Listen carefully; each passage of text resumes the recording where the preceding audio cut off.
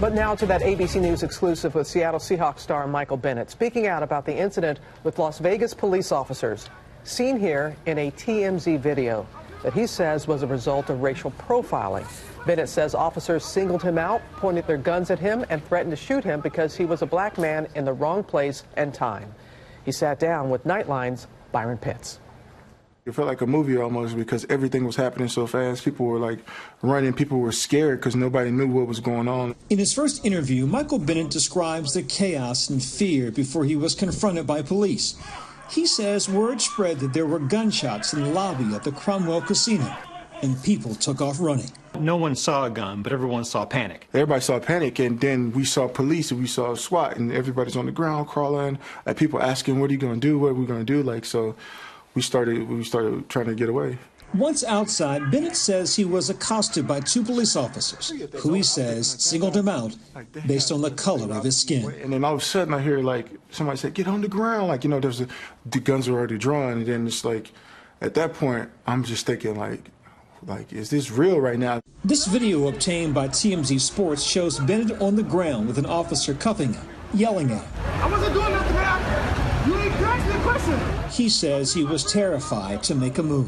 When they see you as a suspect and the guns are drawn, you don't know what to do. You're just like, what did I do? That's why I'm asking, can you please tell me what I did? Because I'm scared and I just want to go home. What did he say to you when he had the gun to your head?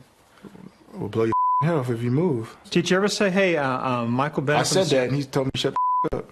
You think because you win the Super Bowl, you think because you could do all this stuff in your community that you'd be treated as a human being. But at that point, I wasn't seen as nothing. I was just seen as a suspect. The only body cam video that's been released briefly shows Bennett on the ground. According to Bennett, police eventually Googled him to confirm it was him. Things changed and they realized you're a Michael Bennett.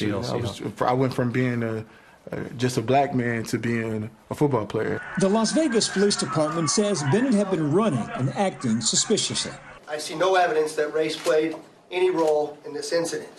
Bennett's lawyer says they want the police to release all the tapes from the incident. Unless something changes drastically that we don't know of, we're going to file a lawsuit. How'd you explain it to your 10-year-old daughter? What happened to Dad and also? I mean, it was an emotional thing for me to sit there and have to sit her down and explain to her about stereotypes and racial profiling and what it means to be a black man in America and what it means for her to be a young black woman as she grows up in this country. His brother Martellus, who plays for the Green Bay Packers, got emotional when talking to reporters after the incident. You just think, what if, you know?